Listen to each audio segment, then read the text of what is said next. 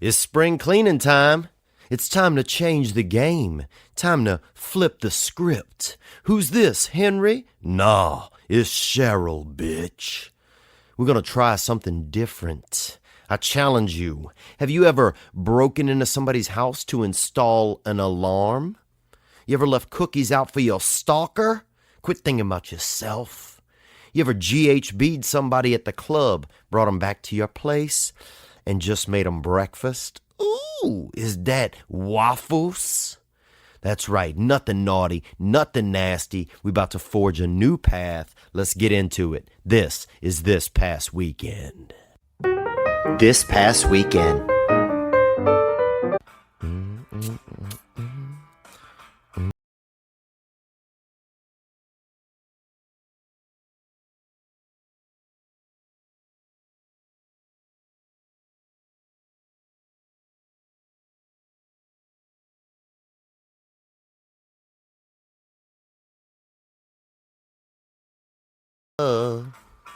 Come on with me. You got to come on up. You got to hold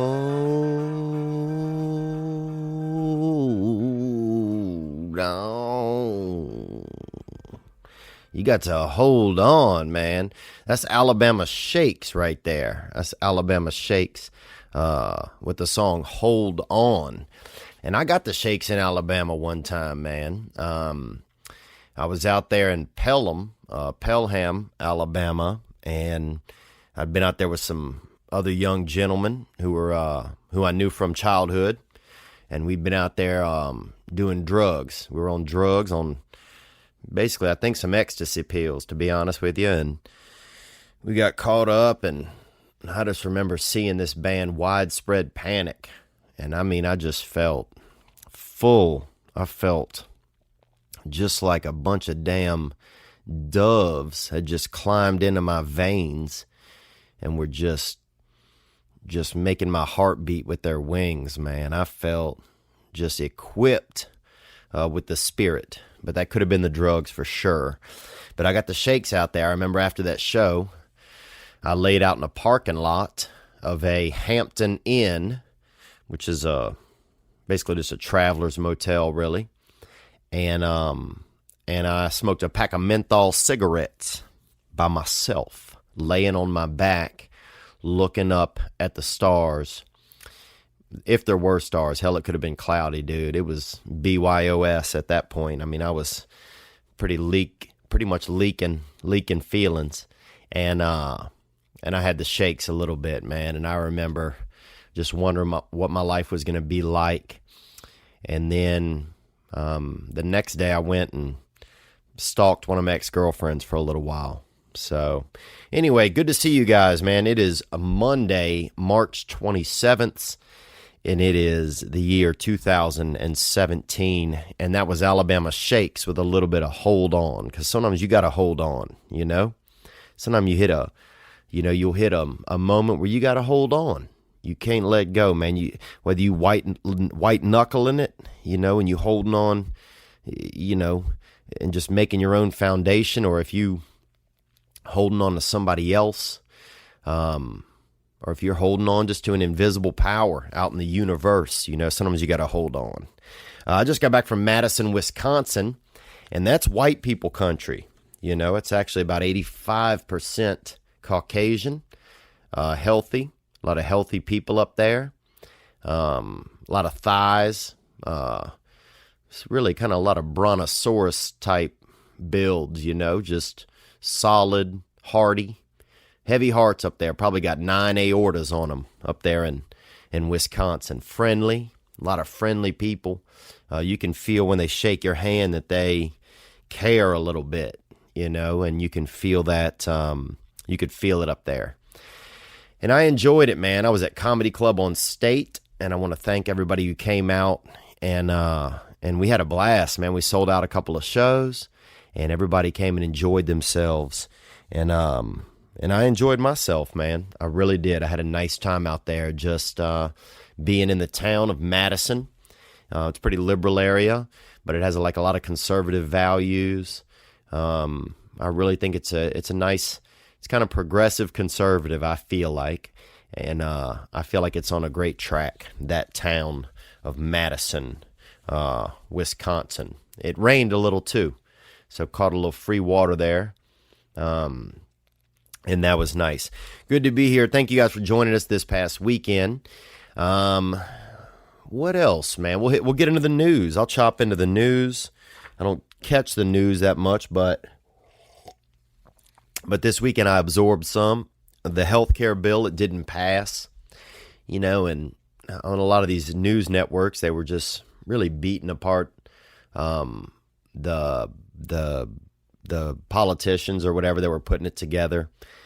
I just hope that they figure one out that does pass, that does work for everyone. I mean, it's a tough issue. I don't really have a million thoughts on politics, but when it comes to healthcare, I feel like it's almost inhumane if I don't feel like everyone deserves to be well or deserves to feel taken care of, especially in America where, I'm not a bookkeeper, but I'm sure if you got down to the brass tacks, we could find a way to afford it.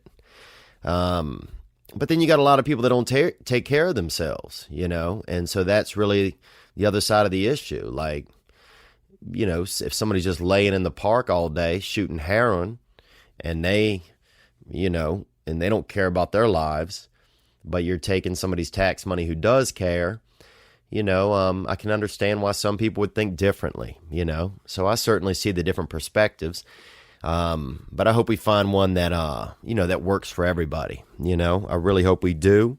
And I don't know if there's a way, I don't really know, but it does bug me sometimes, that some of the news stations just, I don't know if they really seem interested in finding a way as much as they do just beating apart the people that are trying to figure it out. I just don't think the news is as helpful as it could be sometimes. When it comes to like political issues, healthcare is super important. Everybody needs a Band-Aid or a lung. Hell, I'll probably blow through something. I had a sister that was born with a bad liver. She only had about a quarter liver in her, and so she needed a liver transplant early. And I know that if it weren't for the healthcare system, we wouldn't have had that organ, And she's a little chatty, I'll admit that, but she's alive, and so I'm grateful to the systems that made that happen. In another country that might not have happened, might not have had my sister, So anyway, that's just my little personal thought on that. I think we got a lot of issues, man. If I were a political official, there are some things I would do, man. I'd have a neighbor day, where we find out who's in America. Because I feel like we don't know who's here. Kind of like roll call. Remember roll call when you were in the 3rd grade or the 7th grade or whatever? Whenever they finally checked on who was attending, and they would just call your name. I think they should do that. Just a day where, everybody meets their neighbor, Everybody go out in the street and let's see who lives around you. Let's get a head count, And if somebody doesn't come out in the street, then they're creepy as fuck, dude. And maybe we need to keep tabs on them, Because if they don't want to be mingling a little bit, then that's, something's up. Something's awry, That's kind of like a political thing that pops in my head sometimes. If that's even political, I don't even know. It's just something that I would think would be pretty neat. Outside of that, another issue that sits on my heart sometimes is education reform, I just don't feel like we teach children skills that can really help them, like how to interact with one another, how to know if your friend is having a tough time, how to cheer somebody up if they're not doing well, I mean, I know it sounds like kind of some pretty gay shit, but I mean, I feel like those are things we could be teaching kids, I don't really care if Lamont knows about social studies, but I do care if he understands that one of his friends is maybe getting abused at home or something, and he can recognize it, I just feel like we could teach kids acceptance. We could teach kids, how to love one another. I just feel like we could do a little bit better job of education reform in that sense, just teaching people how to care. I don't think you should be able to graduate the 5th grade until you're not racist. How about that? That'd be a great class, or until you realize what it means to be a contributing member of society, I just feel like there's a lot of things we could really be teaching children that's not factual, that's more instinctual and more, more of the heart, I guess. And that's just a thought of mine. I'm not trying to push my beliefs on anybody. I'm just, I guess, sharing whatever's in my brain. Another thing I've wondered is if people who have served in the military, if their vote shouldn't count for more than those who haven't. Like maybe their vote counts for 1 1/4 votes. And that might sound crazy to some people, but, I think it would certainly teach us all to have a different respect for our military. I mean, if somebody puts their ass on the line, I feel like they should get a little more, and maybe it's just they, get better packages when they're finished. But I just think that would be interesting if their vote counted for more than those of us who haven't served. And I haven't served. It's one thing I regret a lot. I mean, I wasted a few years of my life, surely, just probably spraying out and thinking about owning animals and, chasing trim around and, all kinds of just void fillers, where I probably could have sacrificed some of my time and got out there and into the bazooka trade, or whatever else they're doing, knife fighting, everything. So anyway, those are some things that popped into my head. Another news piece, Pizzagate, if you guys are familiar, but Pizzagate is basically Italian food and child molestation has joined forces in Washington, D.C., I believe. And it's something where there's, politicos and fancy pants people getting together in the middle of the night to do child molestation at a pizza place. And that seems to me like bullshit. I have to go ahead and throw that shit because, I've spent a lot of time with Italians. And they kiss, they'll kiss you on the neck. The men will kiss you on the neck sometimes. If you're at the racetrack, I'll see them sometimes kissing each other if their horses win and getting excited. And, they eat for a long time and look at each other in the eyes and stuff and drink wine. And I get what's going on. They're real loving, but I don't think that's going to lead to them loving a child so much that they're molesters. So that's why that whole story to me just seems like a bag of cat's bottoms, if you really look at that. If you want to find some child molesters, dude, go to a poor neighborhood. I think your interests are better looking around there. I mean, in a lot of wealthy neighborhoods, they have these HOA programs or these HOA groups, which are homeowners association that can make rules about who can live in the neighborhood and who cannot. So a lot of fancy neighborhoods can keep pedophiles out. So pedophiles, they're stuck at the gates, and unless they got long arms, they're not going to be able to reach the children, of the rich. But now I grew up in a poor neighborhood, and I'm not trying to say that that's anything special or that I'm better than anybody because of that, but we had surely some couple touchers by us, and we used to play kickball with two adult touchers. These men, I'll tell you this, they had a law in Louisiana. That's where I'm from.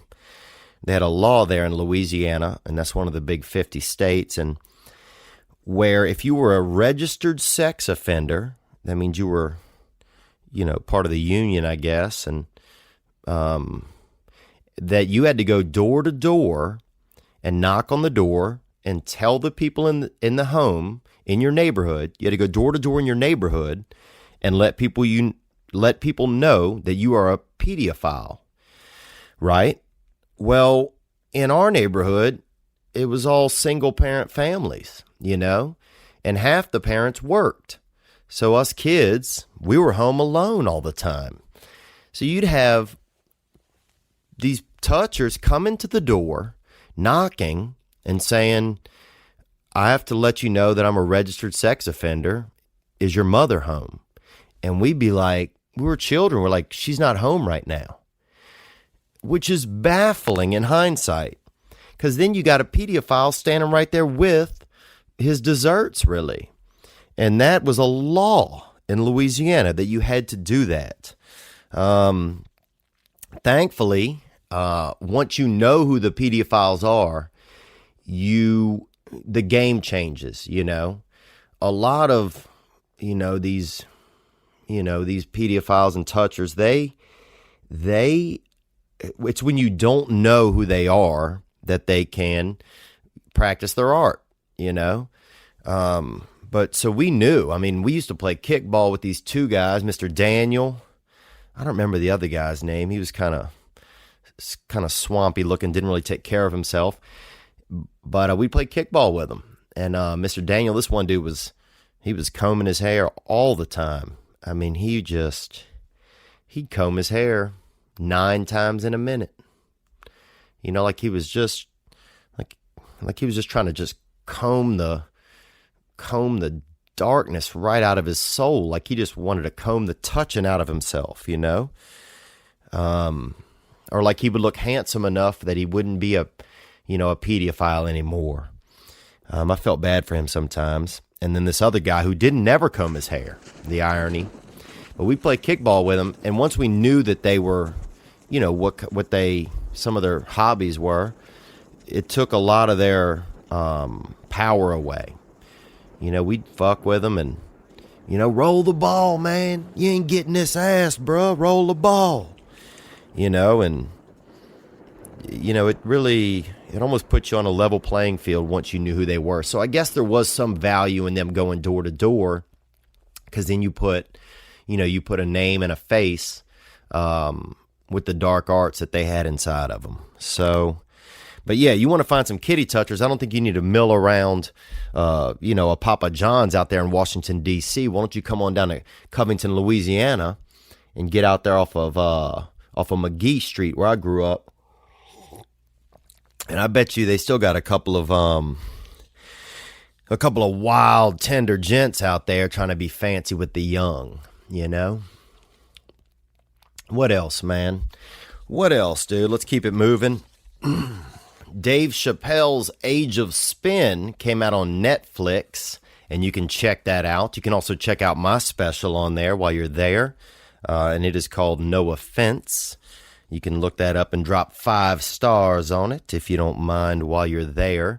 But Dave Chappelle has a new special out, his first one in a long time, and it's 2 specials actually. And he's getting ripped up for making homophobic and transphobic jokes and remarks. And that to me, it's baffling, man. Here, I'll read a little bit of the article.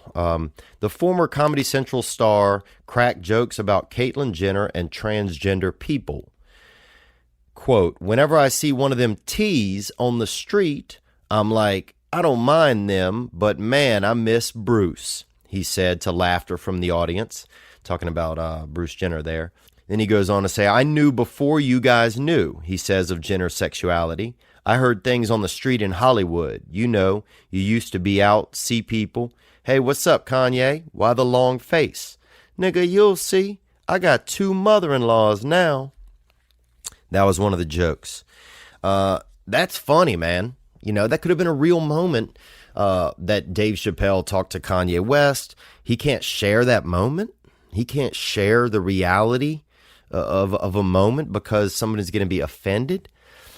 I'm just amazed that if you turn on a comedy show, what do you expect? Dave Chappelle's not a preacher. He's not a teacher. He's not a politician. He's a comedian. It's a comedy show. That's why there's lights, a stage, an audience. It's just baffling to me, the freedom of speech. There's no, it's freedom of speech, but only if you want to say certain things, right? And that's not freedom. You know, I mean, comedians like George Carlin, Richard Pryor, even though they're still like lauded as the best, if they wouldn't be able to say what they said today. And that's crazy. When you look and say, oh, those guys are the best, but then when you put them through this filter of whatever's going on today and say, oh, they wouldn't be the best, they would be ostracized, something's wrong with the filter, not with the talent. You know, I mean, it's just ridiculous. And it seems like the only people you can still make fun of without the media getting upset are rednecks, poor white people, and white people, you know, and I don't think that that's fair. You know, I grew up poor and white. Trust me, it was hard enough, you know, feeling less than, you know, that was hard enough. I didn't need people making fun of me. It feels miserable, you know, being poor and, you know, surrounded by a lot of, you know, just ignorance and destitution and, you know, addiction and all the things that come with a poor environment, pedophiles, kickballing men, you know, just feel like there was enough going on with that where we don't need to be the last group of people that it's okay to make fun of as far as, you know, mainstream media is concerned. And maybe that's just my feelings. And, you know, I'm sorry if I'm getting caught up in my feelings here a little bit, but it's like anybody else gets made fun of. Latinos, blacks, gay, transgender. That's all, you know, horrible. But if you still want to make fun of poor or ignorant white people, that's okay. It's not okay to me, you know. I feel like fucking let's make fun of everybody, you know. I mean, we're making fun. We're making fun, you know. So it's just baffling, man. I support Dave Chappelle. I support all comedians, you know. I mean, I have friends that are every creed and color and style, asexual even comedians, and I love all their material. You know, I'm like, what the fuck are we doing? What are we doing? You know, I'm not doing it. That's for damn sure, dude. I am not doing it. All right, guys, I'm going to drop a few dates on you, and then we're going to move on to some callers, and I'll talk a little bit more about my weekend as we go through it. Upcoming dates, I'll be performing in Sacramento, April 21st through 23rd, and that is at the Punchline in Sacramento. May 25th through 28th, I'll be in Tampa, Florida at Side Splitters Comedy Club. June 1st through June 4th, I'll be in Pittsburgh, where I caught pink eye one time up there in the Monongahela, and actually got a blowjob there behind a giant eagle, which is just a Kroger. It's a chain grocer. And that'll be June 1st through 4th at Pittsburgh Improv. And then I'll be at the Calusa Casino Resort, June 9th. And honestly, I don't even know where that is. So those are those dates. And yeah, I'm sorry if I am getting a little, you know, maybe I am getting a little political today, man. You know, just a lot. I mean, it's tough. It is tough to navigate through life sometimes, especially these days for me. And sometimes I just get agitated, you know, and sometimes I let it happen to me. I let it happen by even reading the news. You know, I should have stayed out of the dang news, man. I should have just read my book. I got this new book about truck drivers. All right, let's get to some callers, man. I want to thank everybody for hitting the hotline. Now, if you're not familiar with the hotline, that number is 985-664-9503.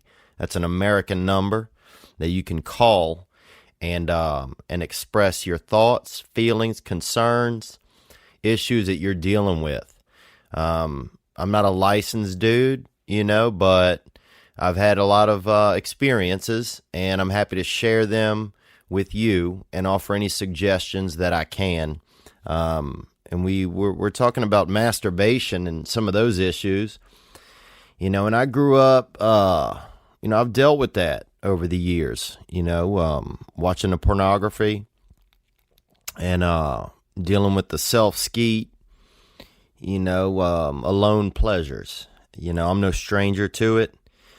First time I got into masturbation, you know, I found some some titty literature and fancy booklets in my brother's closet.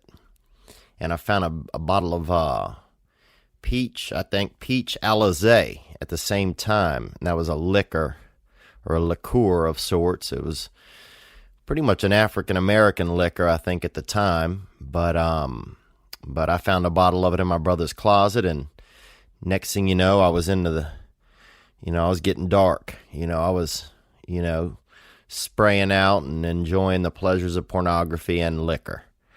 So, and some of that stuck with me for a while. Throughout my life, I've noticed that, instead of going on dates, I would just, watch pornography. And a lot of my friends have reached out to me recently, my friends, and said that they're dealing with some of the same stuff, and they're, doing naughty things by themselves, even though they have wives and families and everything. And it's really an issue, because that stuff's pretty wild out there. And we're going to get to some calls here. We had a couple people call in about it. And I want to thank everybody who called in. I'll try to get to the ones that I can, ones that are appropriate. Some people called and were actually doing masturbation on the phone, on the hotline, and that's, I don't know who that's for. That's not for me, that's for them, and I didn't want that, but we got a little bit of that, and maybe we'll put that in some outtakes at some point, but for now we're going to stick to the plan here. Let's see what we got. What's up, Theo? This is Chris calling from South Florida. Chris from South Florida, I'm going to stop him right there. South Florida, I'm going to say, if you don't know it, it's a hotbed of anarchy. I'm going to start with that. Deviants, a lot of deviants end up there. Jugglers, magicians, pedophiles. A lot of pedophiles are arrested in Florida. What else?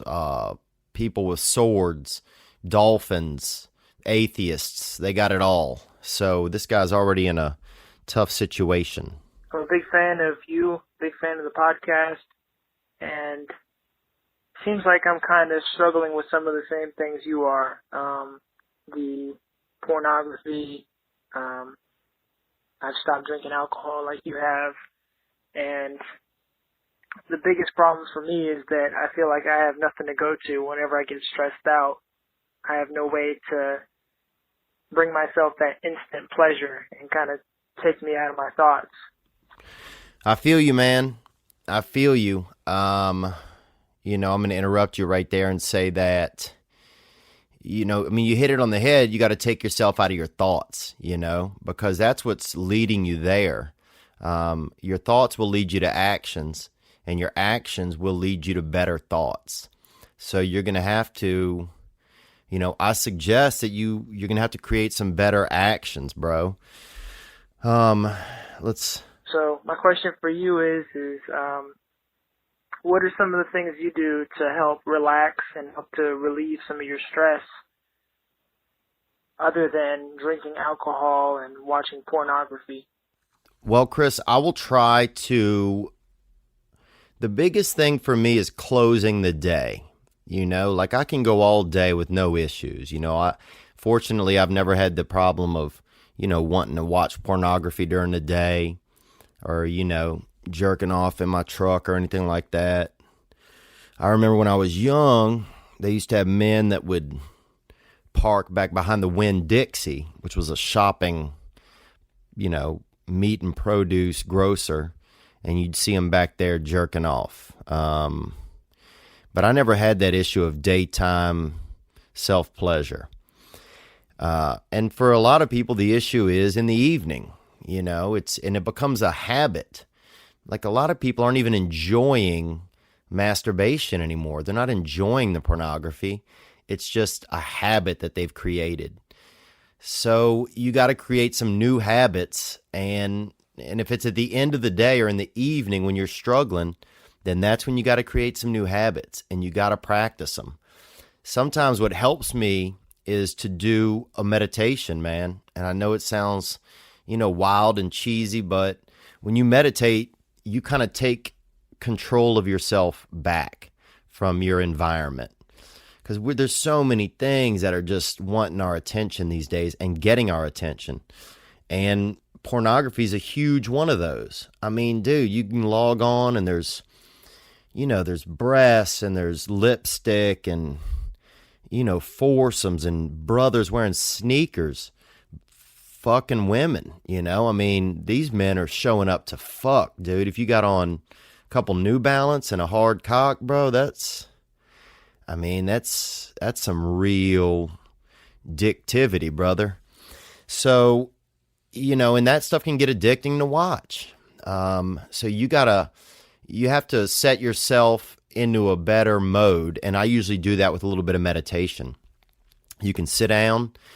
A meditation that a friend of mine taught me, you inhale real slowly for 8 seconds. And you count while you're inhaling, and then you hold that inhale for 4 seconds. And then you exhale slowly for 8 seconds. Just count it in your head. And then you wait 4 seconds before you start to inhale again. And you just keep repeating that cycle. Do that for 10 minutes. And it might sound crazy. You might only be able to do 5 minutes at first.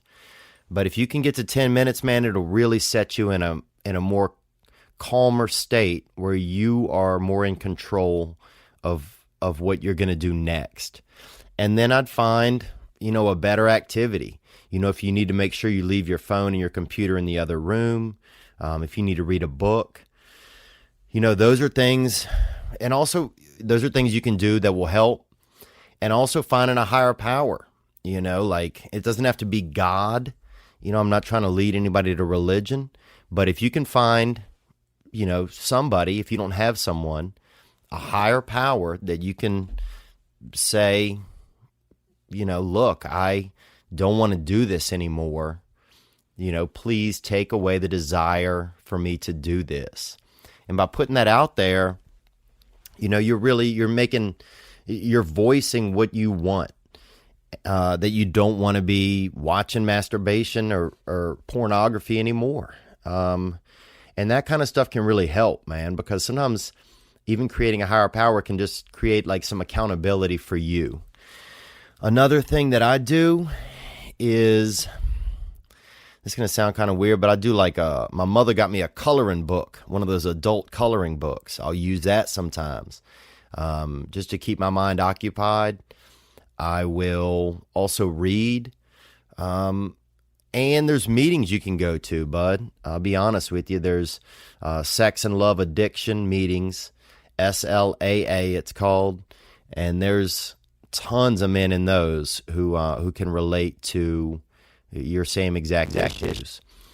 But I recommend some spirituality, I recommend some meditation, just things that are going to help you reclaim yourself, because it sounds like you don't want to be doing these things anymore.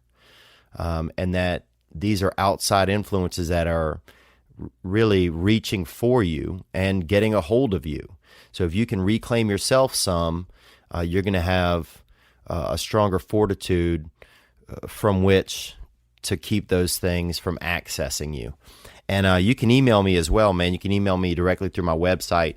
I can send you some links for local sex and love addiction meetings that are near you, where you can meet people who, are dealing with the same stuff, man. And I appreciate you calling and asking about it. I hope I was able to offer a little bit of thoughts and guidance there. All right, let's get another call here. Hey, Theo. My name is Ahmad, man. I love your show. Ahmad, love that name. Sounds kind of foreign, maybe. Originally foreign, now probably an American name as well. Desert descendant, respect, Ahmad. Beige power, bro. Beige power. Let's go. You've got a lot of wisdom. I'm calling you today because I like what you have to say about masturbation, man. About, I'm a young guy. I'm 22, college-age student, good-looking guy, and it's too much, bro. It's too much. I'm calling you today to ask you about advice for laying off masturbation and pornography. Yeah, man. It's too much. It's too much, man. I agree. I think it's one of the biggest things that is affecting men our age. We can't battle it. Like, how can you, if you're built in limbically, I think that's the term, in your, in your core brain to want to get some puss or want to hunt down a piece of ass or some titty, you're going, and then you're just flooded with it in high definition. It is too much. It's like the devil got some machine gun and it's filled with pussy bullets and they are coming at you constantly. I feel you, man. It's too much. And especially when it seems, to me at least, that in my age group and at my university, this is such a normal thing. It seems like everybody watches pornography.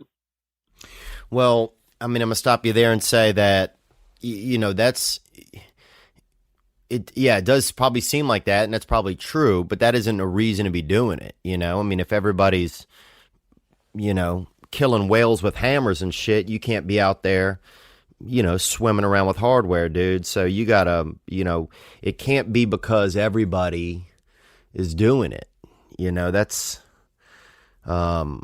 not why you're doing it, I'm guessing. It seems like everybody's still getting laid. I don't know. Maybe I need to stop taking what it seems like for the actuality.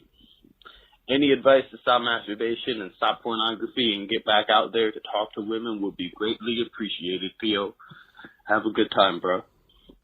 Well, there's two different things here, Ahmad. You got pornography and masturbation, I think that masturbation is tougher to stop than to watching the pornography. The pornography, there's special filters you can get to put on your computer. There's special software you can get so you're not able to access it on your computer. So that's, those are some small things that can help. But also getting out there, period, and finding new things to do are going to keep you from the habit of going to pornography. And I'll tell you this, man, at your age, you're 20, I think you said 22. If you get out there and learn to talk to women now, while everybody else is spraying out and everybody else is, geeking their own meat, you are going to be heads and shoulders above the rest of your class. Think about it like this, like everybody else is going left, you go right. If everybody else is cranking it out and spraying, you get out there and meet a girl, It seems like that's going to be a great place for you to start, is just by practicing actually communicating with women in real time. And that alone, even just having some interaction and some fulfillment by having some real communication from the opposite sex, that could start to do wonders for even your desire to want to masturbate or to want to watch pornography. So maybe that's where I would start. I'd start communicating with some women of the opposite sex, even if it's, small talk or just, if next time a girlfriend introduces you to her friend, even if the friend is not a woman you're attracted to, just practice communicating with her, talk, share what's going on. I think just even building up some of that ability to communicate with the women can take you out of using porn to communicate with women or feel like you're fulfilling that void of not having communication with women. So maybe just getting out there and building real communication, I think could really help, man. All right, let's take another call here.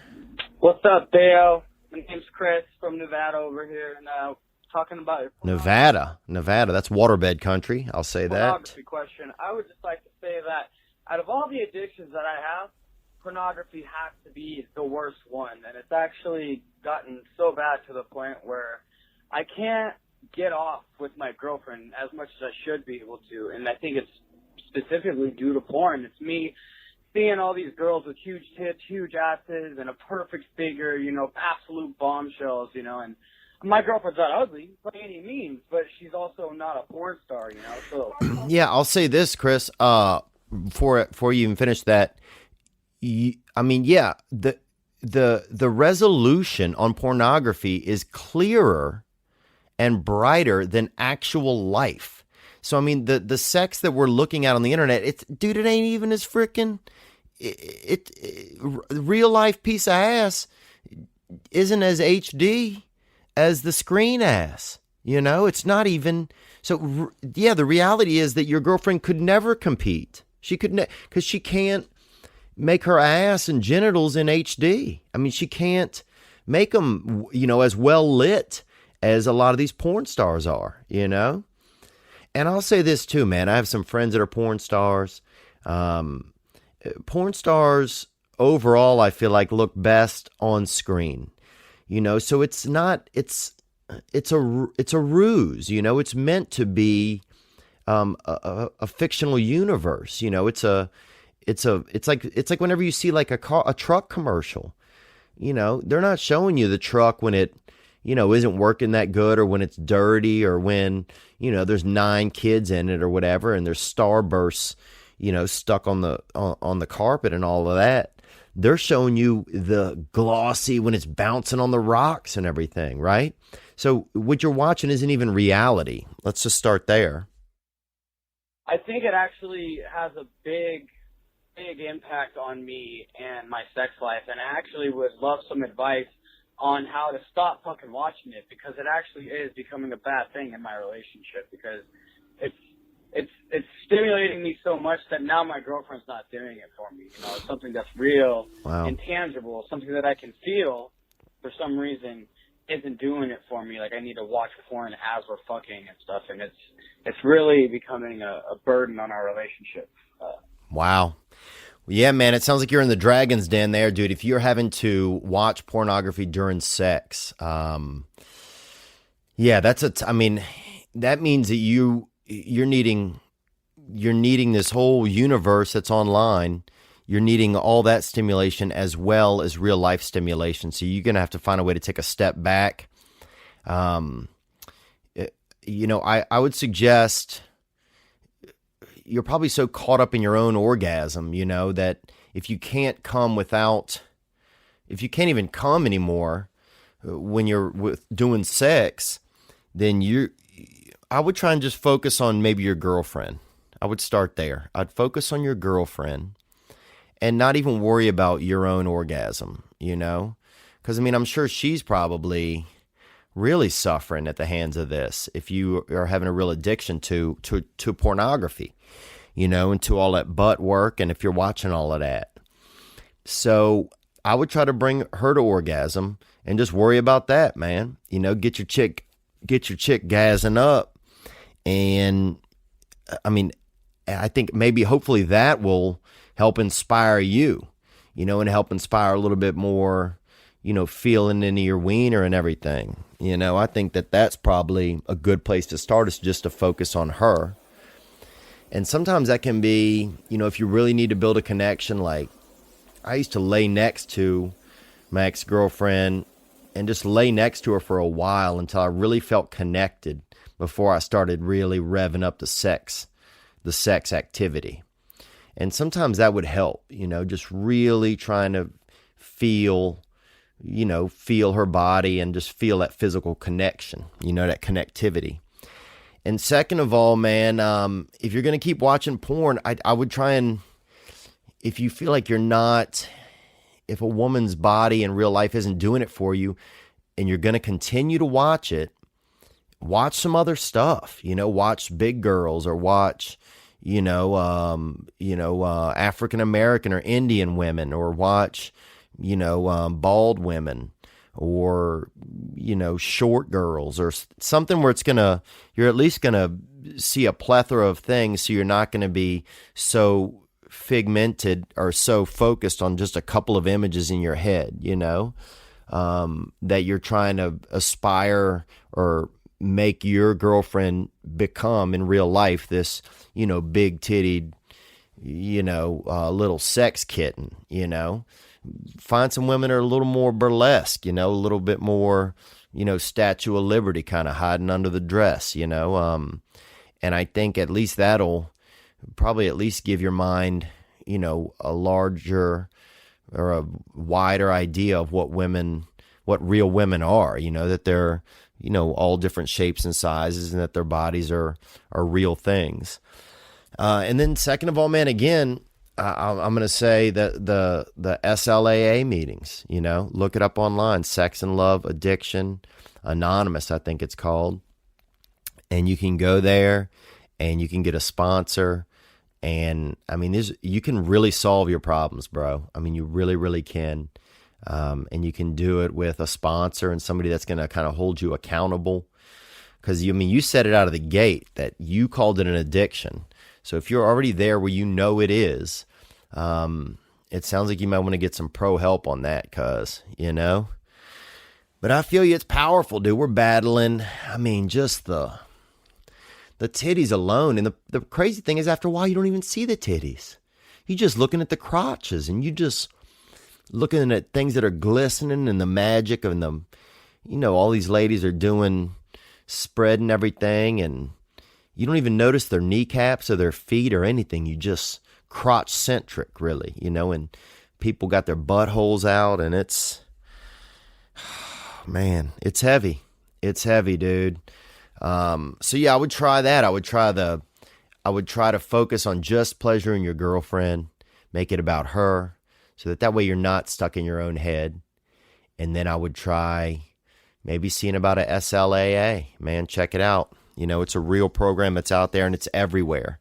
And there's a lot of dudes struggling with it, and it's real stuff, man. All right, guys, I actually got to go to sleep soon, so I'm going to call this. I appreciate the calls. I had another one that I wanted to get to. Someone had called in about what it's like to move to Los Angeles, but I'll tap into that next week. I appreciate you guys joining me for this past weekend and listening to some of this. If you have any constructive criticisms or suggestions about how to make the podcast better, write them in the comments, on YouTube's or on SoundClouds, and let me know. I'm learning as I go. I'm just trying to share some of the experiences that I've had, and just trying to be there for each other if we can, and I appreciate, you guys calling in with your issues, because it makes me realize that issues that I have in my life, that I'm not alone, that these are real things that a lot of, men and women are dealing with, because I want to be in a comfortable relationship where I can enjoy sex and enjoy touching, just touch a woman's shoulder and feel good, and feel sexy, and feel maybe an erection, like they used to do in the 50s or the 60s, and just come home and have your lady baking a cake or something. You guys do sex in the 50s. It doesn't have to be, it has to be pornography or dirty toy or flavored lubricant or anything like that. So I'm hopeful, man. I am hopeful. When I say that, I am hopeful. And with that, I think that's what I'm going to lead us out of here. A little bit more hope. That's where we started at. So that's where we're going to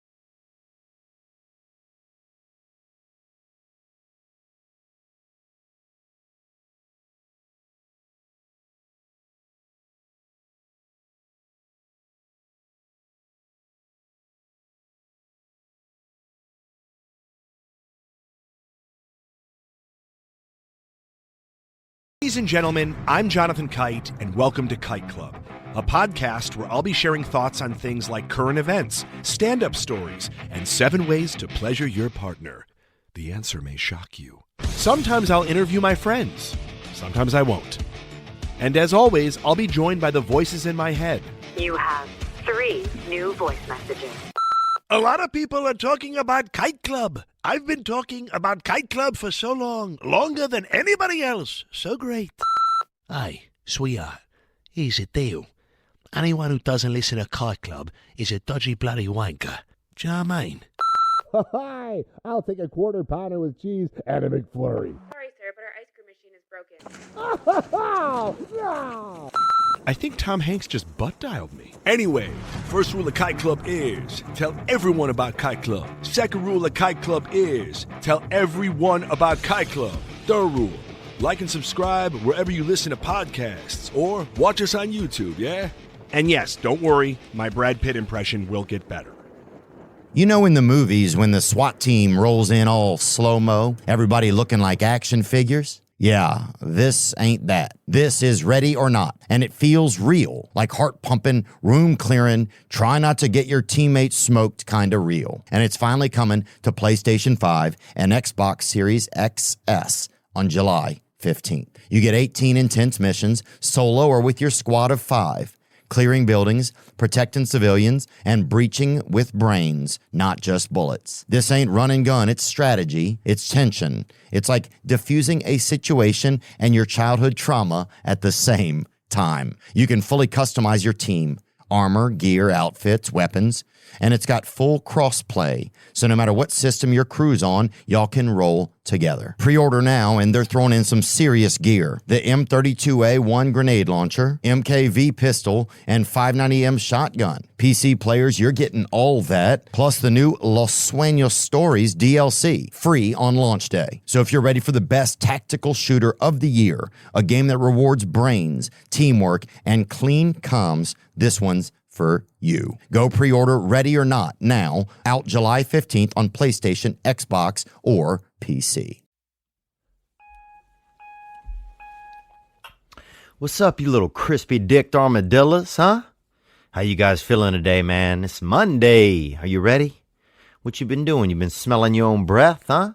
You been smelling your cousin's breath? You ever done that, dude? Get close by your cousin's mouth and... that's air incest, bro. You ever thought about that? That smells so naughty. Should we tell Uncle? You guys ready? You guys ready for this past weekend, man? I'm ready, dude. I got electrocuted, bro. Let's get into it. Welcome to This Past Weekend. This Past Weekend. What's up? How are you guys doing? How are you ladies doing? Thank you guys for joining me. It is Monday, April 10th, and I'm feeling gratitude right now, man. I got electrocuted. I'm just going to start there. I got electrocuted. And I don't know if you've ever been down this road with electricity, but it's a violent force, man. It's like Poseidon just kind of just finger banged your butt. You know, that's how I felt. I'm going to tell you guys what happened. I hadn't been electrocuted in a long time. And you forget what it's like. You forget the power of it. I was, well, first I'll tell you about the first time I got electrocuted.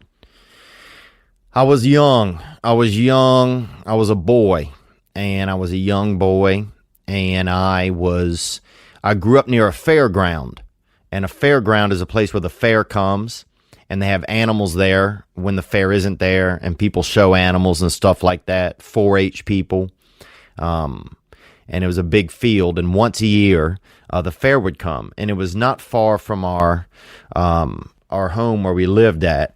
So me and some of the other boys from the neighborhood, my friend Clark, would go over there. And before the fair would open up for the public, they had a day where they would let us ride the rides. And they charged us maybe a quarter I think, or 50 cents, and to get in. And you could ride as much as you want as the rides were being put up and functioning. And in hindsight, I think they were kind of just experimenting with us. But we didn't see that. We just saw it as a deal, because to get a regular wristband for the big fair day, it was about $8. And we didn't usually have that money, so we would go the day prior and we'd get out there. And they had a lot of, miscreants and ne'er-do-wells out there, and, men that were running from the law, and women that kind of looked like lesbians, but that probably weren't lesbians, non-practicing lesbians maybe. And we'd get on the rides. And I got on a ride, and my buddy Clark was this kind of odd boy. He'd had some issues. He hated sound. He hated sounds. He hated all just sounds, man. So he would often, wear something extra on his head to kind of keep the sound out of him. He just, I don't know why he was like that. Everybody's got their thing, and he just wasn't keen with sounds. And, he was more, you whispered around him. He was just he was gentle when it came to the airwaves. And so he'd often have an extra hat on, or, couple of muffs on his ears, or, he'd have his head kind of wrapped up in something, wrap an extra cloth or something around his head, to keep things quiet around him. But we'd get onto the rides, and it was pretty good, some of them, it was the first run. Some of the cages would have, birds would have nested in some of the different pivots and joints of the rides, like the zipper and the tilt-a-whirl, the gravitron. I remember the gravitron as well. I'll tell you a story about that in a second. But so I was getting off of something. I think it might have been the tilt-a-whirl. And it was one of those rides where when you get off the back, you can hear a generator kind of really just rumbling. You can hear a generator really rumbling. And I'm getting off, and I was holding onto the rail, and then I held another rail. And at that point, I completed some type of a circuit, some sort of loose energy that wasn't being used by the ride. And it started using me. And I remember just like my neck got real straight, and everything I knew just felt alert. And I remember this man was like a tall black man. And everybody was tall to me because I was a child, but he could have been a basic heighted black man. He was like, "You got to get off the ride, boy." And I was like, "I can't let go," And he thought that I was, taking issue with him, or that I was, just being kind of just a little cunt, And so he put his foot on my back and basically just kicked me off the ride. Not kicked me, pushed me with his foot. And there is a difference. Some people are always saying they get kicked, but sometimes you just get pushed with somebody's foot. And thank God he did, dude, because it was kind of rude of him, but thank God he did, because I don't think that I would have survived. But I hadn't been electrocuted since then, since we'd been out there, experimenting on these rides. The Gravitron, I remember they had a man in there who looked like Slash from Guns N' Roses.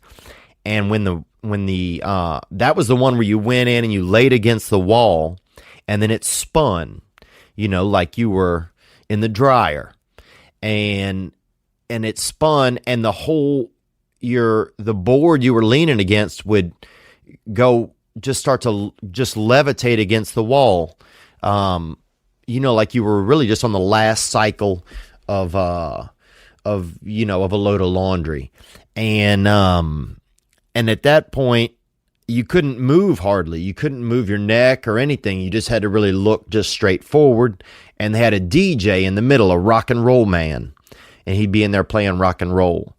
And I remember this guy had a bit of the pervert in him, and he would kind of show his wiener while we were spinning.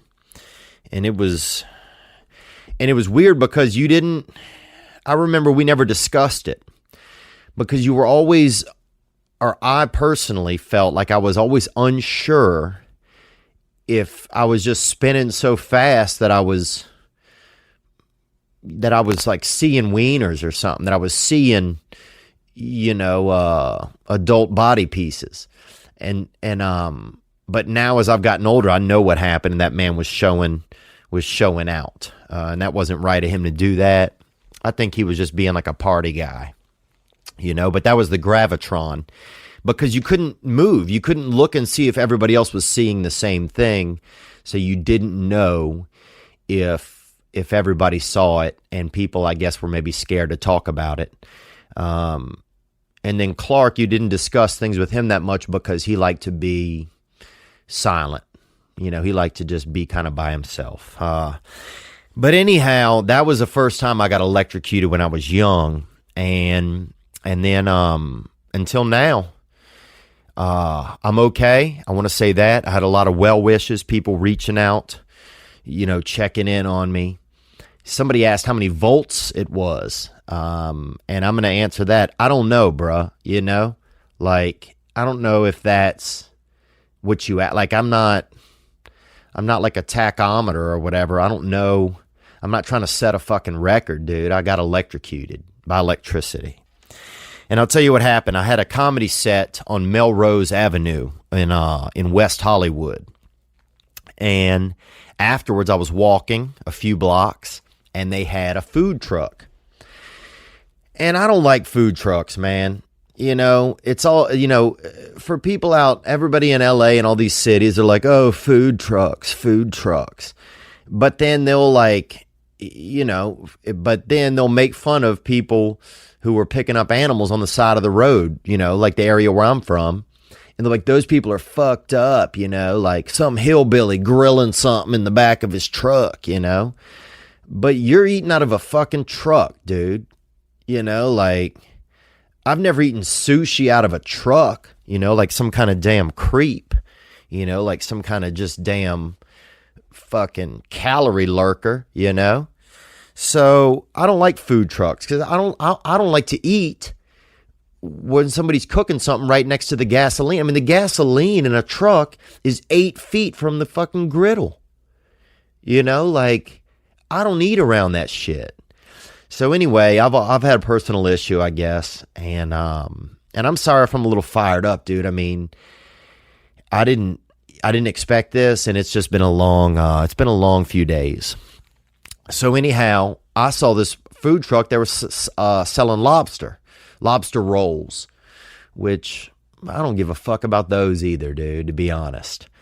And so though I was being myself, and they're selling lobster rolls, and I thought they were out of jurisdiction.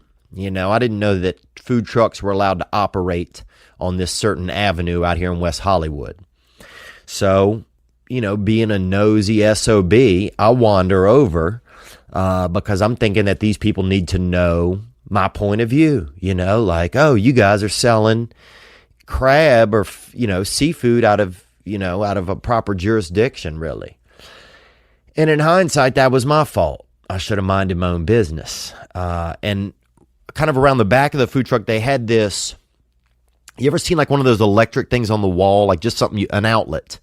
They had a huge one of those on the ground. And I just kind of wasn't paying attention. And like a huge one, like I don't know if you've ever seen like I think there's a movie, maybe it could be Home Alone, where the boy is dancing on one of those pianos that's on the floor, like with the big keys. They have it at FAO Schwartz. They have it at a fancy toy store in New York City, where you can step on the keys and make the sounds, and they're like $3,000. Rich kids have them, I guess. And it was like that, man. It was that big. It was that big of an outlet, just a big outlet. And it had a bunch of cables coming out of it, and I stepped on it, and it felt like I kind of got straight, and then I just got literally crumpled to the ground, almost like if you've ever seen like one of those videos where they pour some type of liquid over a Coke can or something, and it just crumbles. That was me, man. I was like, kind of crumbling, but one of my legs was staying kind of straight. And I was scared, dude. It felt like the devil was just grabbing me down, and I didn't know what was going on. And I realized that I was in unsafe territory, and thank God it just didn't last for too long. It was probably 2 or 3 seconds, which you don't think is long. I mean, if you're a bull rider, they're supposed to stay on for 8 seconds. That's so, me riding an outlet for 3 seconds isn't a big deal. But when you are unexpectedly start surfing electricity, basically, riding the lightning, it's real, man. It gets real pretty fast. And so I was scared, dude. I didn't know if I was gonna die. For a second, for one of those seconds, I probably thought that I was gonna die. Anyhow, I went home. The next day, I went to the doctor, and I went into the doctor's office. And things got even worse in there. I went into the doctor's office, and he kind of like pushed on my ribs from the front and back and made me like turn to the left and right because there was this sharp pain in my ribs. And they ended up figuring out that there's a muscle in there that got damaged, or it's called an intercostal muscle. And I don't know if maybe the electricity kind of, all met up right there in my body. But it hurt, man. And this guy was like squeezing on it. It made it hurt even more. I lost my breath. I thought I was going to die in the office. I thought I was going to die. He pushed on it and I couldn't breathe. And he's like, "What's wrong?" And I'm like, "I can't breathe." And he's like, what happened? And I'm like, he had just done this to me. I had been able to breathe when I was in there before. And I'm like, I feel like, like I'm going to be killed, And so he's like, "Just take the smallest breaths you can." Anyhow, fast forward, I slowly breathed myself back to neutral. They laid me down for a while. They gave me a Toradol shot in my butt to get some of the muscles to relax and for a little bit of relief. And then the dude says, I suggest you don't sleep alone, and I'm not sleeping with anybody right now. I'm bedding up by myself. I don't even have a cat or anything. So I'm thinking, well, now I got to find some fucking Muppet to bed up with me, like I don't want, and then I'm torn because it's like, well, what if I get some type of fucking, some straight up fucking, just animal, some female, just some girl that's out in the grind squad. I don't want some last minute chick laying up in my bed. Because then what if I die? What if I die in my sleep? Then everybody's like, well, he's fucking sleeping with this chick. And maybe that's a silly thought. My brain started racing and I got very scared. So anyhow, I've been recovering from electricity, man. The dude's like, find somebody to sleep with. And I just braved it out and slept alone. And here I am, man. I got electrocuted, but I'm still alive and I'm living to tell about it. And I'm happy you guys are here for this past weekend. The news. Let's get into the news. Also, I know I was going to do a video where I answered more questions this past week. And once I got electrocuted, that went out the window. So, there's just things you can't do, man. I mean, it's been hard to move this part of my body. There's a lot of pain right here in my ribs. I've been jacked up. I've been what I would definitely refer to as jacked up. So I'm just happy to be alive. I'm feeling a lot of gratitude. And here we are. Thank you guys for joining me. Thank you guys for all the support. This is on iTunes. If it's Monday morning, later in the day, it should come up on YouTube. If you want to get onto the YouTube, you can check it out there. We also do a This Past follow-up where we'll check in with somebody who called in for suggestions, and we'll put those calls, smaller segments, onto the YouTube as well.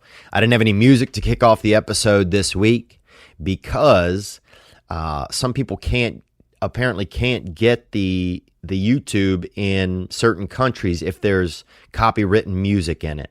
So I'm trying to figure that out. We'll get past that hurdle. I'm doing the best that I can. And thank you guys for bearing with me. The news. Syria bombing. I saw that, dude. Sent a couple of missiles over to Syria. And one thing that I felt was some nostalgia. Because it's been a long time since America had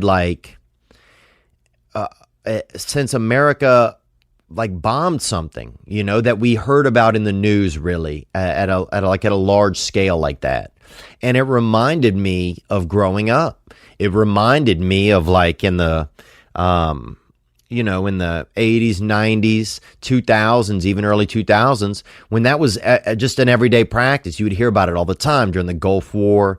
You were constantly hearing about bombing, so it wasn't a big deal. But it had been a long time, and so that really kind of made me feel a little bit of nostalgia. I don't know if some of you guys felt that or not.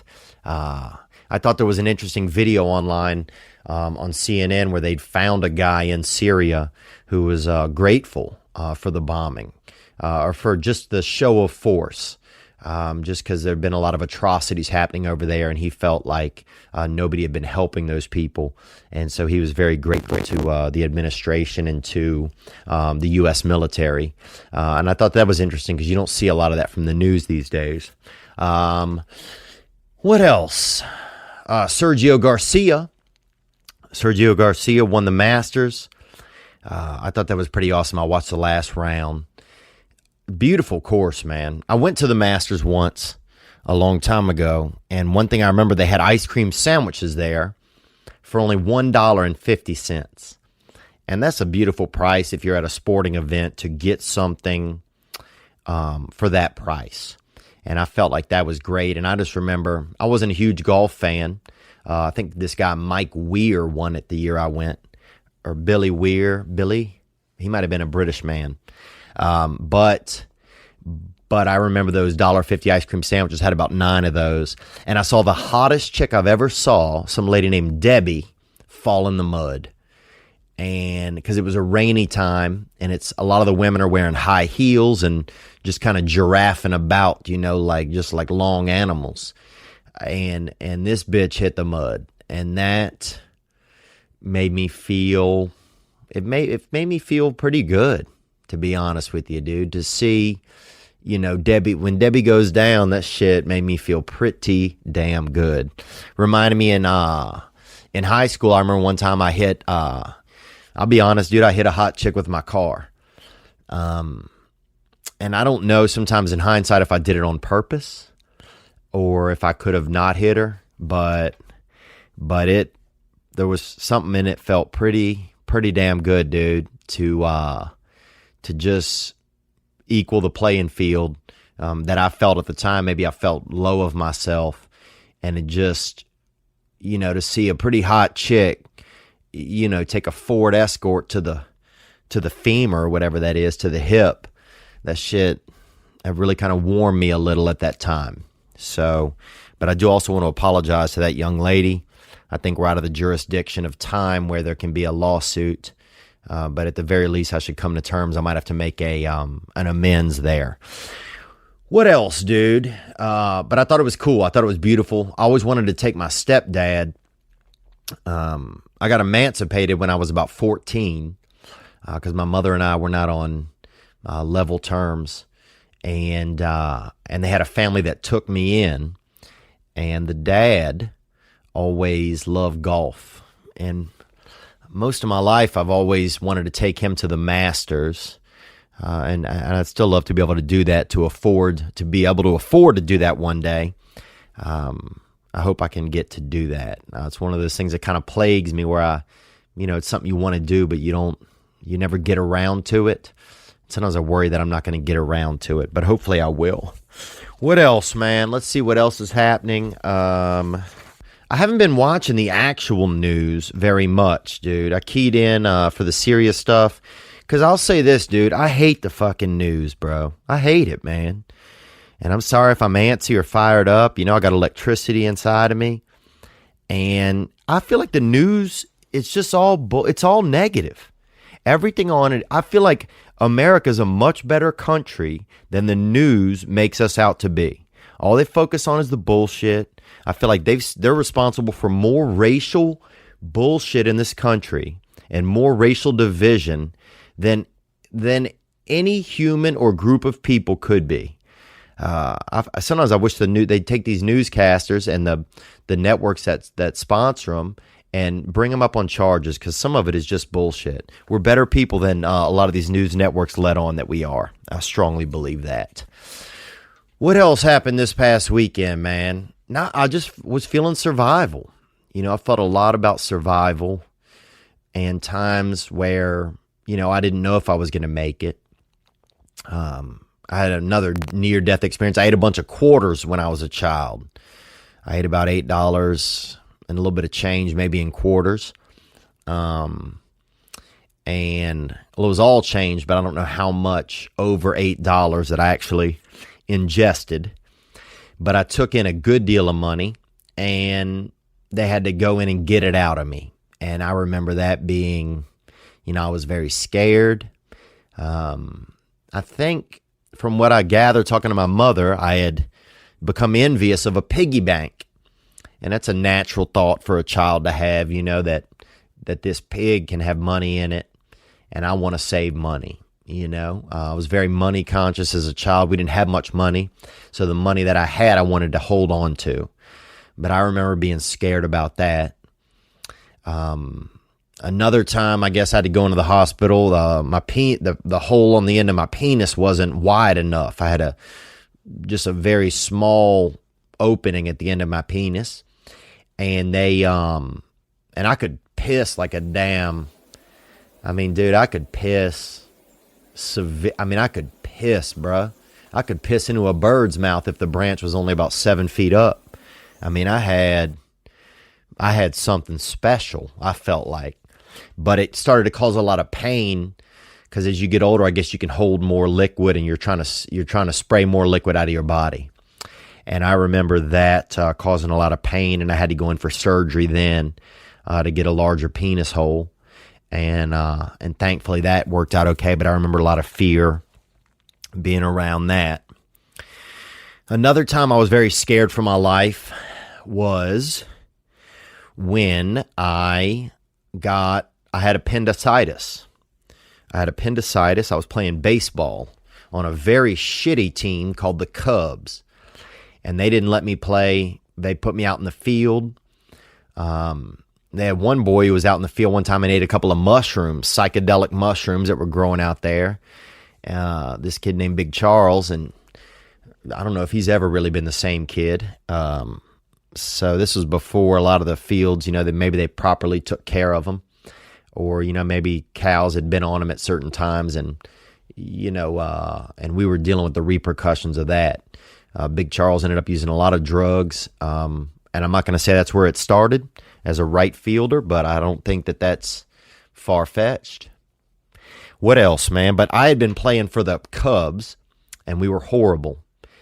And I was feeling some stomach pain. I went up to bat, got hit by a pitch. That was my big move. Couldn't swing the bat well, but would often get hit by the pitches.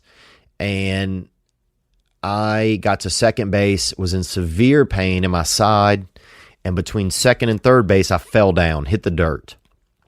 And we had a huge, thick, just a gristly coach, They didn't make a shirt that could fit him, Sometimes it seemed like he would, have a shirt, but then like some towels kind of sewed around the bottom of it, or have an apron on as well to hide some of himself, because he was just all body, all gut, all just fatty triceps and gut.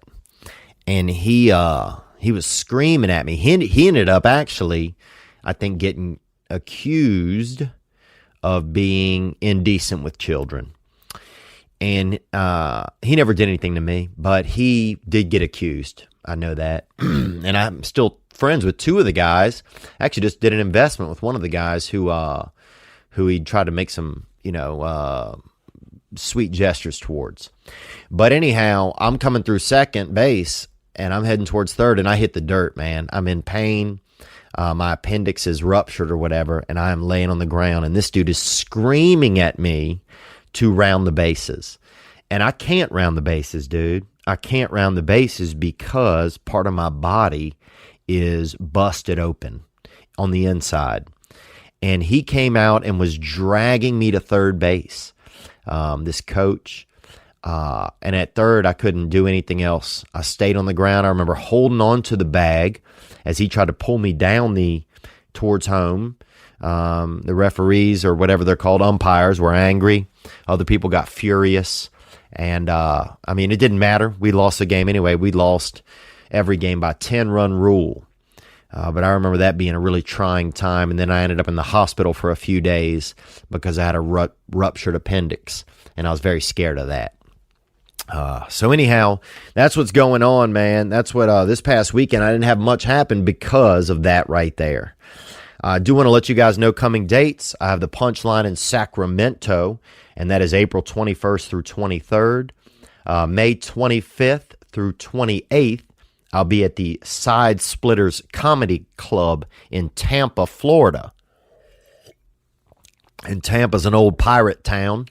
If you haven't been over there, a lot of Spanish moss, hookers, a lot of, Florida's known for just being, it's really the appendix of America in that it just, all the gutter and the real trauma really just kind of gestates down there. So it's definitely a place for a good time. And then June 1st through June 4th, I will be in Pittsburgh at the Pittsburgh Improv. If you want to support the podcast, you can go to theobond.com/store. We got some good shirts on there. We got some artwork. We got some new stuff that'll be coming up on there this week. And as well, later this week, I got a new album that'll be online. My early work. It's going to be a classier version. It's just all the early stuff. So I'm excited about that. All right, man. We got some great calls that came in. I want to thank everybody for being a part of this journey with me. When you guys call in with questions or concerns or thoughts, I learn a lot as well. So I'm glad that you guys are helping me. I want to thank also my buddy Adam, who's out there. There's a guy named Adam who I've never even met who gives me advice about this podcast. There's a guy named Cameron who does the artwork, who I've never even met in person, who does the artwork. There is a guy named Sherb, who masters the audio he's been doing it at 6 a.m. the past month. And I've never met him. And so the joy that I'm feeling just from, the kindness of people, it's really awesome, man. And I want to say that I feel it, and thank you guys. And we're in this together. And whatever we're doing, let's continue to do it. Thank you guys so much for the support. All right, let's get into some calls here. I want to thank you guys for hitting the hotline. That number is 985-664-9503. And that you can call in and leave a question or a comment, anything about, that you might need some guidance. If it's something I can relate to, I'll relate to it. Any basic life suggestions that I can offer, I will try to offer. All right, guys, let's get into some of that. We had some great callers call in. Here we go. What's up, Theo? I'm calling in from Northwest Arkansas. Northwest Arkansas, baby. That's quartz country. And Little Abner. I think Little Abner from that area. Onward.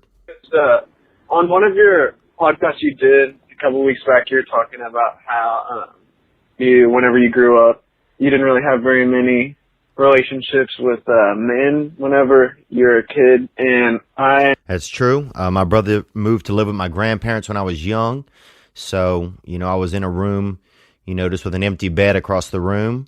And my father was very old, and they had some adults around us. Some of them were, some of them were pedophiles. I talked about that.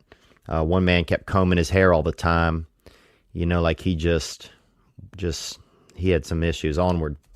I'm like the opposite. Pretty much all my relationships were with dudes. and all my friends were dudes, didn't have very many like girlfriends, and because of that, it's kind of hard for me to talk to females. It's a little difficult to not force conversation whenever I'm talking to girls, and I can relate to that, man. I remember when I was young, I could not talk to girls. I just felt embarrassed. I couldn't talk to girls that I liked. That was the toughest part. I was just afraid. You know, I just had this thing built in my head that they hated me or that they just did not like me. And I remember one time, this girl I was just in love with as a child, I remember that I spit in her hair because I was so pent up with wanting to just tell her that I liked her maybe or something that I couldn't. So I just gathered every bit of genetic ability, liquid ability in my face and just deposited onto her head one time. And I ended up getting suspended for that. Onward. A little better at it now than I used to be. I started going to a lot of festivals, and honestly just taking a bunch of ecstasy. The best time I can talk to women is whenever I'm rolling my tits off on some good Molly. And because of that, it's helped a little bit. I'm a little better at carrying on conversations. But I was just wondering if you've ever had that problem, and if you have, how you kind of got over that. All right. So we got a gentleman in Northwest Arkansas. I love the fact that Arkansas, you assume people don't know any location in that state, so you just sort of label it as an area, you know, almost as it's like, you know, like it's part of space or something. But I appreciate the call, man. Well, first of all, if you're using drugs to talk to women, I've been there. You know, I used to think that using cocaine would make me like a party guy. And it can help. It can help for a while, you know. But the kind of girls I was meeting were just drug muppets, you know, and kind of chicks that would wear those, you know, Ewok things on their head with the long bands coming out of them, and, you know, candy necklaces, adults wearing candy necklaces and playing in the desert, you know, and wearing fake furs and dressing up like foxes, like dirty foxes, and, you know, doing, you know, just, you know, hiding ecstasy and acid inside of their bodies and boofing. I remember this one girl was boofing is a thing where you put cocaine in a straw and then you blow it into somebody's buttocks or butt, right into their butthole, really, into the hole in their butt. And so, yeah, it was, using drugs was cool for a little bit, but after a while, you can devolve where you're just using drugs. And that can get a little scary. So I'm not saying it's a bad idea what you're doing, but if your expectations are to continue to carry that behavior on, you might run into some issues where you're just doing drugs by yourself and there aren't any girls. And that can easily happen. You know, that can easily happen, man. It sounds like you got to find some comfort in talking to women, you know? And I mean, dude, I went through a time where I was so nervous to talk to women. The only thing I could use were like shitty pickup lines, you know, garbage ones. You know, they had the one, are you a polar bear? Cause you just, you know, I'm a polar bear. I'm about to break the ice, you know, that garbage, you know, verbal. And then I used to have this one line. In hindsight, this shit is horrible. I was like, let's play Hiroshima. I'll lay on my back and you blow the shit out of me. So that was, but I mean, that's where I was. I was at a point where personally, I couldn't find a comfort level where I could speak to women. And how to get through that, I would find you have to get through it, and you're going to have to practice. And what I would practice is listening. I'd practice listening, man. I think you could be thinking, because I personally used to think that I had to start the conversation every time. Sometimes you can just listen. Just listen. I mean, a lot of women, all they want is a man to listen to them and to care. And I think if you start with that, with the listening, then you'll eventually find spots where you can interject and offer something to the conversation, you know? And also, if you're, and you can just try things also. If you want to try little things to talk to a woman, I would try little things like, what kind of candy do you like? You know, shit that like a 5-year-old would say, because all it's about is starting the conversation. You don't need to think or worry 3 or 4 steps in advance. Just say, hello, my name is so-and-so, you know? Just little things like that are really the starters. And you have to get your self-confidence up, because if you are thinking that women don't like you, then they're just going to sense that, you know? Because the thing is, they probably do like you, you know, they probably do. And you just have to find some ways to be comfortable around them. So comfortability will lead to communication. So if you can get to being comfortable, you're going to be in a good spot. Now, you also, man, if you get hooked up on the drugs and that, you're going to have to start weaning yourself off of that. You know, if the only way you can speak to women is at a rave on ecstasy, dude, that might not end well. You know, so I don't know if you need to put on some house music and suck on a Claritin or something at the house, you know, or start to wean yourself off of that behavior, so you can create some regular behaviors where you're actually, you know, communicating to women in a regular way, man. You know, and you can find a girl that you already know, and it doesn't have to be one that you're sexually interested in, and just communicate, just listen, practice, bruh, you know, practice. And also, you don't want to be in a spot where you just take any girl that will take you. And, you know, for years I spent time in that place where I would just, any girl that would take me, I would accept, you know, I would take. Even if she didn't have some of my values or qualities or anything, I just felt so less of myself. And I'm not saying that you feel this way about you, but I felt so less of myself that I just felt like I wasn't worthy of someone who was good for me or who I was good for. I was just hopefully worthy of anyone. And that was not a fun place to be. And you end up with people that you end up with being in a match that's not a real match, you know, because if you want to end up with a woman, and if you're looking for something long term, you're going to want to find a woman that's real. And if you don't always have to agree with girls, you know, if they don't have your vibe, dude, then screw them. On to the next one, you know. But just if you can get in your head that you have value and you have worth, which you do, bruh. You know, you sound like a pretty legit dude, man. I'd probably go party with you, bruh.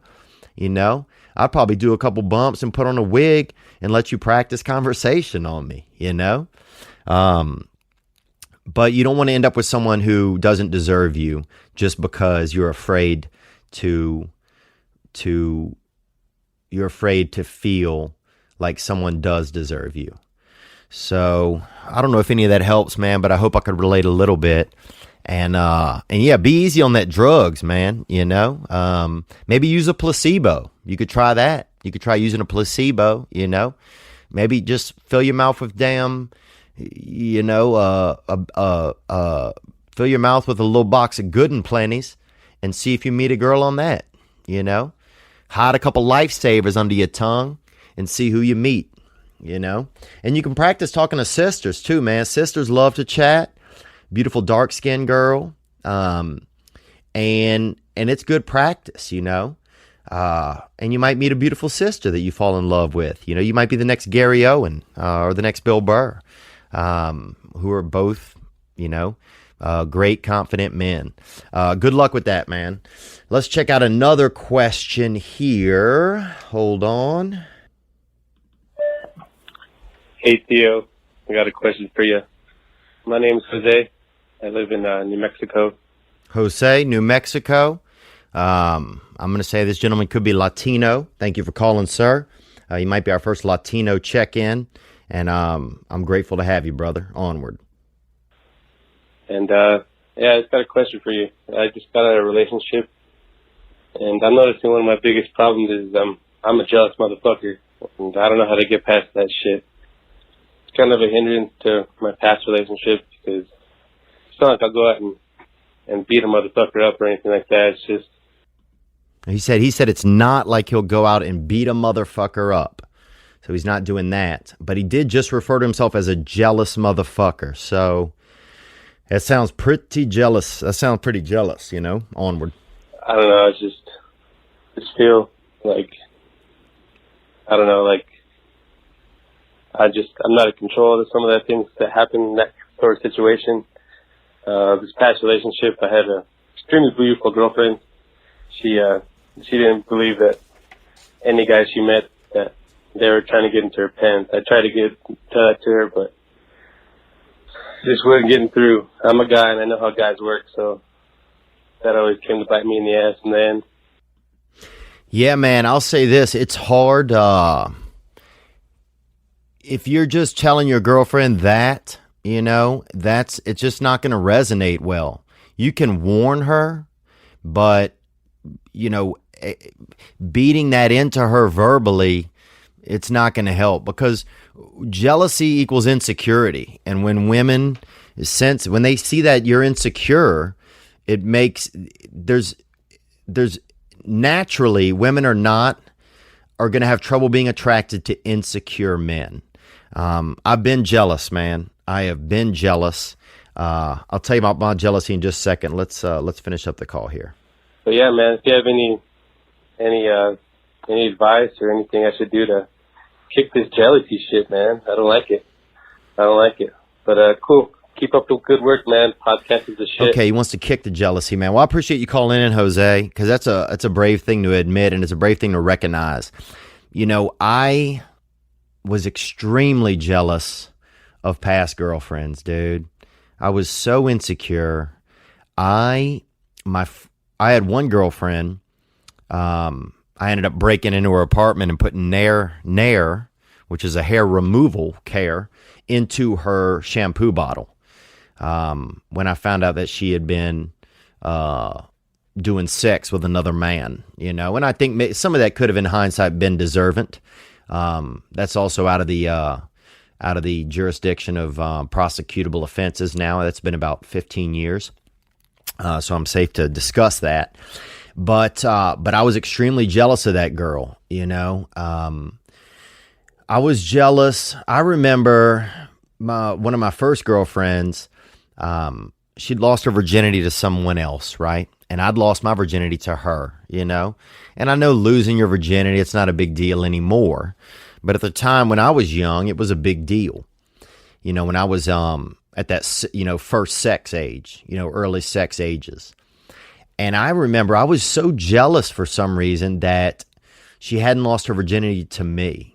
And this seems like a crazy thing for me to talk about. And I don't know if this can relate entirely to your issues here.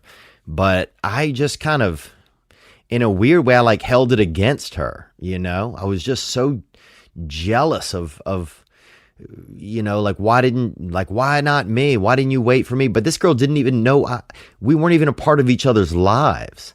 So I was so insecure about myself as a man and about being a good boyfriend or sexually confident that I, you know, wanted to somehow erase any other sexual instances that she'd ever had, you know, and I wanted to do it by making her feel bad, I guess. And that's just bizarre. I mean, that's because it's unrealistic, you know? There's no way to go back in time and change things. And you can't, that's not something that can happen. You know, so it was just me just finding any way I could to make her feel bad. And I figured if I was making her feel bad, then I would have some type of control over her, I guess. You know, and it's sad to hear myself say that now because I don't behave that way anymore. But, you know, when I was younger, I certainly did. And I would just get extremely jealous. Where were you? Where you been? What's going on? You didn't call, you didn't text, you know? And I was just so insecure. I was so unconfident. I didn't have the ability to be, you know, I didn't have any self-confidence. I didn't have any self-confidence at all.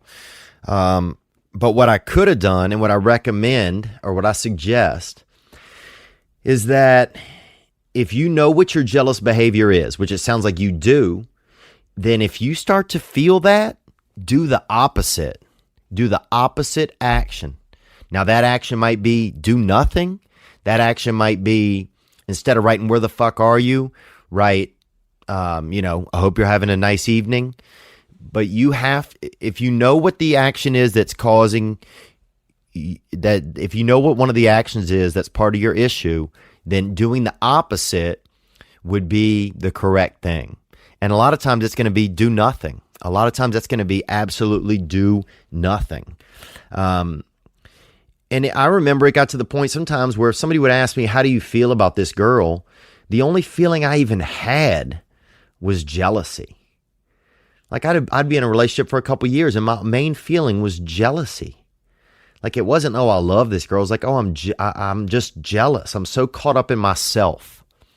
You know, I'm so caught up in using anything I can to keep her because I felt insecure. Jealousy comes from fear. You know, it comes from the fear of losing someone. It comes from the fear of thinking that, you know, your friends are going to think you're weak if that person leaves you. Jealousy comes from fear, man. So you got to find some ways to cure that fear. You know, there might be some self-help groups out there for jealousy or for anger management, where even if you got into one of those or went to a couple meetings, you might be able to hear someone who can relate to your story or share your story with some men in there where they can, you know, they'll have a similar, where they can relate and share some information with you, man. But you also have to have reasonable expectations. So next time you feel like being jealous, try being supportive. I mean, it's going to be hard, but just be supportive. You know, start to imagine that instead of your girlfriend is doing something wrong, that she's doing something right, that she cares, that she's out, you know, doing whatever she's supposed to be, is normally, you know, doing as part of her daily life, and that she's thinking about you in a positive way. You know, start to imagine that a healthy connection can actually happen, and that's going to start to create some confidence, I feel like, inside of you. But it's some of that really comes from self-confidence and self-worth and just feeling insecure. So I wish I knew more to suggest to you, but I can certainly relate, man. I mean, I didn't know what else to do. I didn't know how to express how much I cared about these women. The only thing I knew how to express was that I felt like I had to control them. And I would use, and that was often fueled by my jealousy. So I don't know. I hope some of that, you know, can resonate a little bit. Let's check in with another call here. Hey, Theo. Thanks for the podcast, man, dude. It is awesome. Thank you so much, bro. You bet, man. You're welcome, dude. Thank you for listening. I got a question here. I live in Boston right now, and I'm thinking about going out to LA.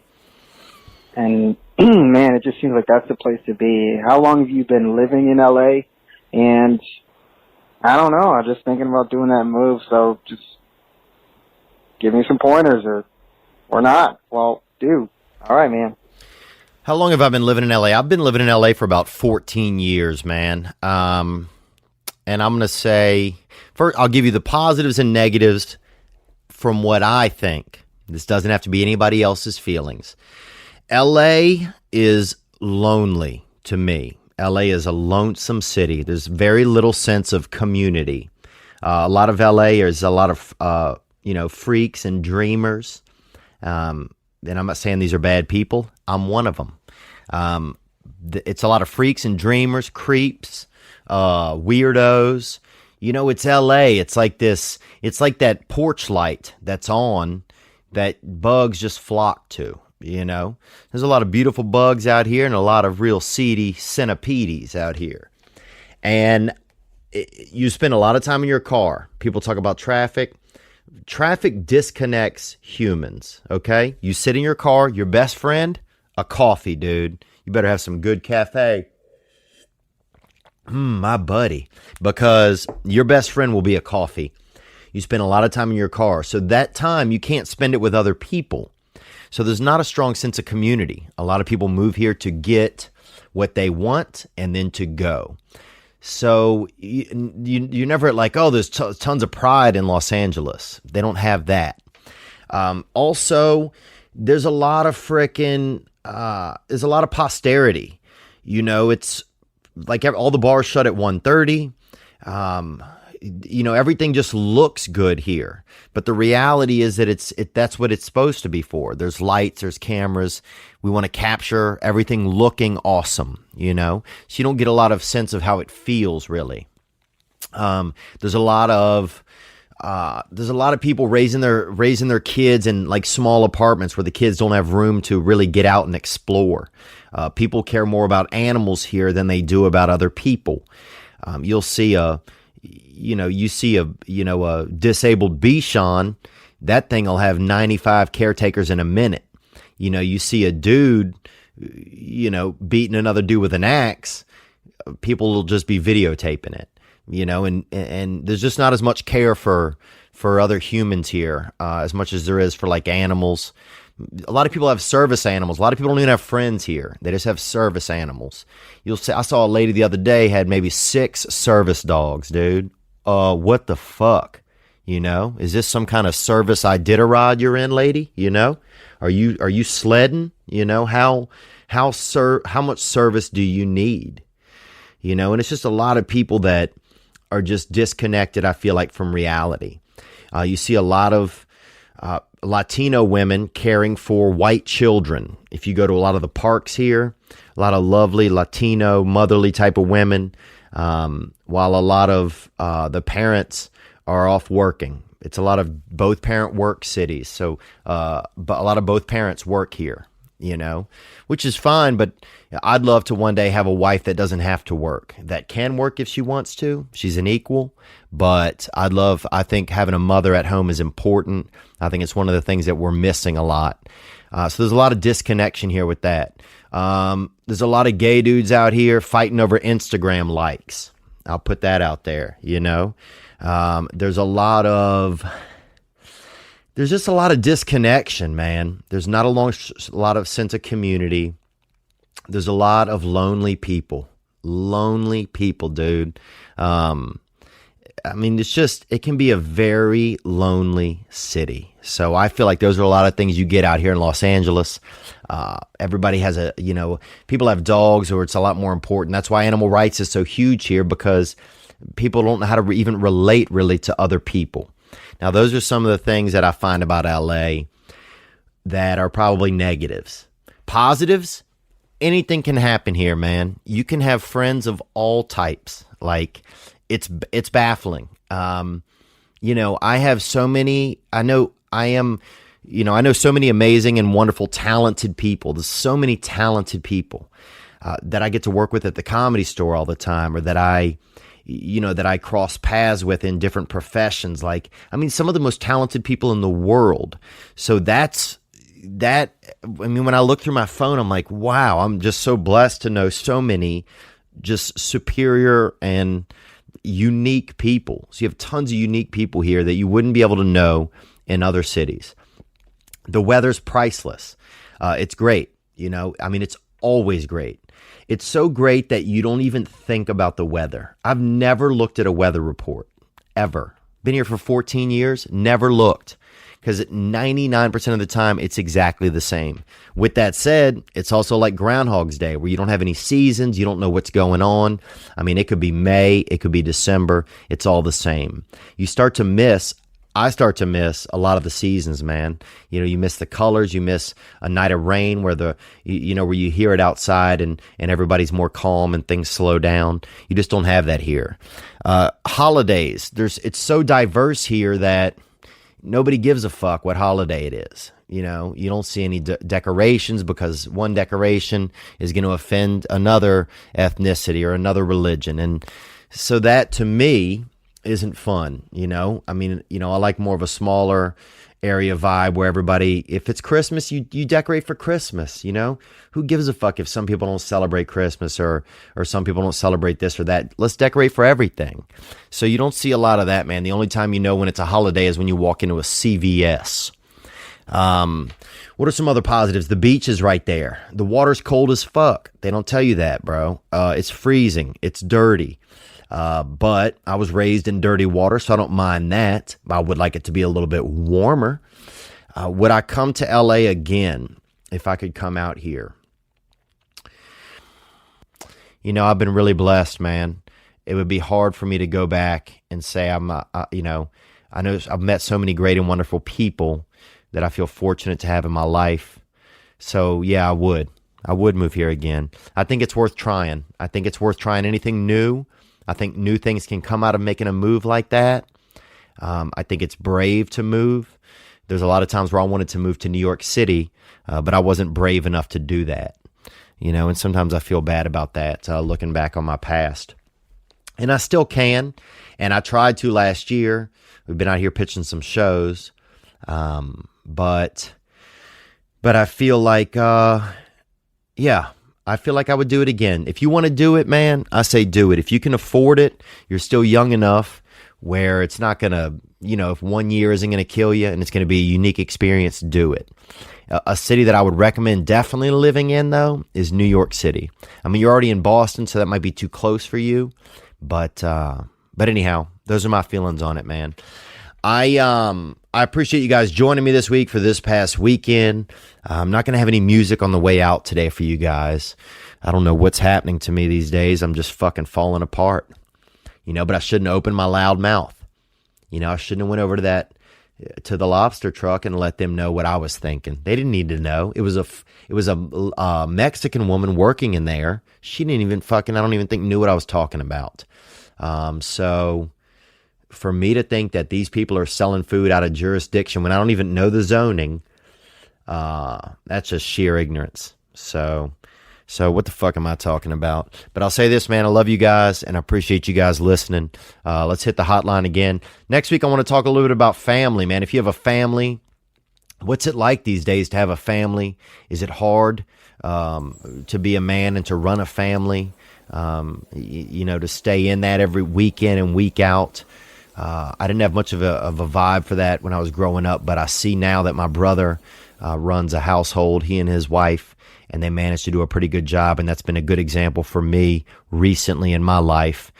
But also it scares me, man. It scares me to think that, you know, that could be part of my future. It makes me want to just kind of stay in my zone and my little safe spaces and be afraid of starting a serious relationship or of starting, you know, heading in that direction. You know, sometimes I don't want to grow up and I don't want to take that harder road, you know, but I'm hopeful that I'll be able to, but I don't know. So I'd love to hear from you guys about, if anybody has, you know, is dealing with a family, what that's like, you know, some of the pitfalls. If you want to hit the hotline, you can also hit the hotline with anything else you have. And we might get into it. That number again is 985-664-9503. Hashtag basic life suggestions. Thank you guys very much for joining me on this past weekend. You guys be good to yourselves, huh? Won't you try that? I bet you deserve it. Thank you. Ladies and gentlemen, I'm Jonathan Kite, and welcome to Kite Club, a podcast where I'll be sharing thoughts on things like current events, stand-up stories, and 7 ways to pleasure your partner. The answer may shock you. Sometimes I'll interview my friends. Sometimes I won't. And as always, I'll be joined by the voices in my head. You have 3 new voice messages. A lot of people are talking about Kite Club. I've been talking about Kite Club for so long, longer than anybody else. So great. Hey, sweetheart, here's the deal. Anyone who doesn't listen to Kite Club is a dodgy bloody wanker. Do you know what I mean? Hi, I'll take a quarter pounder with cheese and a McFlurry. Sorry, sir, but our ice cream machine is broken. Oh, no! I think Tom Hanks just butt dialed me. Anyway, first rule of Kite Club is tell everyone about Kite Club. Second rule of Kite Club is tell everyone about Kite Club. Third rule, like and subscribe wherever you listen to podcasts or watch us on YouTube, yeah? And yes, don't worry, my Brad Pitt impression will get better.